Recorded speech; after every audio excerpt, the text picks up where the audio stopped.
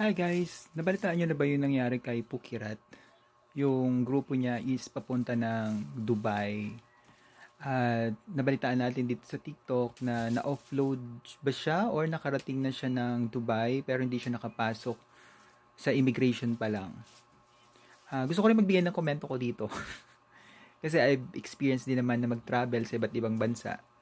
Pero sa akin kasi, basic na lang talaga na kapag ikaw ay papasok ng isang bansa, kinakailangan maging sensitive ka, maging mapagmasid ka. Ako lalo't higit ang ino-observe ko palagi is yung kultura nila.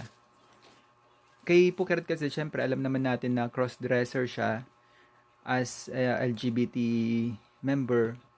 Naintindihan natin yon.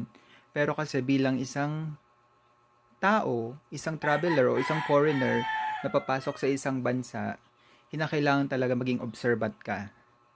Ako usually kapag pupunta ako sa ibang bansa, ahead of time nagre-research na ako. Ano ba yun yung uh, do's and don'ts na pwede kong gawin sa isang bansa. I remember last time pumunta ako ng Pakistan, and Pakistan is a majority of them are Muslim. So there are minority Christians pero mas marami talaga ang Muslim. And I had a tattoo. Ayan. At yung tattoo ko is cross. So, dahil first time ko sa Pakistan, medyo kinabahan ako doon. Kasi may mga nababaltaan din ako na parang rivalry between Christians and Muslim, then incidents of persecution, etc. So, nung pumunta ako ng Pakistan, ang goal ko is not to be attractive. Ibig sabihin, dapat hindi ako mapapansin. Although kapansin-pansin talaga ako kasi sa kulay ko, tapos syempre sa itsura ko, very iba kasi ang tawag ba doon, yung facial structure ng mukha ng Pakistan. So, kapag tinabi mo ako sa isang Pakistani, talagang makikita mo na different ako sa kanila. So, there are Pakistani na napagkakamalan nila ako na Thai, meron din Japanese, at saka syempre Pilipino din.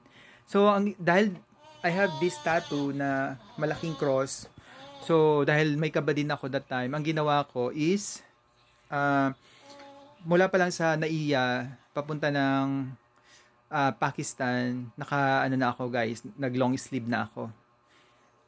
Para lang matakpan yung tattoo ko sa sa kamay. Pero don't get me wrong ha. I'm not saying na kinakahiya ko ang pagiging katoliko ko. Pero ang gusto ko lang mangyari is to respect din doon sa bansa na pupuntahan ko. So all throughout my stay in Pakistan, naka long sleeve lang talaga ako. So as in grabe yung ang tawag doon, discomfort kasi syempre sobrang init sa Pakistan. So kung yung init sa Metro Manila, parang 6 times na ganun kainit sa Pakistan. Pero all throughout my stay in Pakistan, talagang naka-long sleeve ako. My goal is not to ashamed of being a Catholic, pero gusto ko lang din irespeto yung kanilang kultura, yung kanilang paniniwala bilang mga Pakistani. So yun yung naging take away ko doon. So every time na pupunta ako, papasok ko sa isang bansa, ahead of time nagre-research na ako. Ano yung mga dapat kong gawin at hindi dapat gawin sa isang bansa. So, kaya, kung tayo magta-travel, mas mabuti pa rin na mayroong alam. Especially kung, yun nga, member of the LGBT ka, lalo tigit kung nagko-cross-dresser ka na, or transgender ka na mismo, dapat ano ka pa rin, bigay ka, galang ka pa rin doon sa bansa na papasukan mo. So, all throughout your stay in that particular country, kinakailangan always see to it na nakakasunod ka sa kanilang kultura, sa kanilang paniniwala, para wala kang maging problema bilang foreigner sa bansang yon. So, yun lang naman ang gusto kong sabihin. Bye-bye!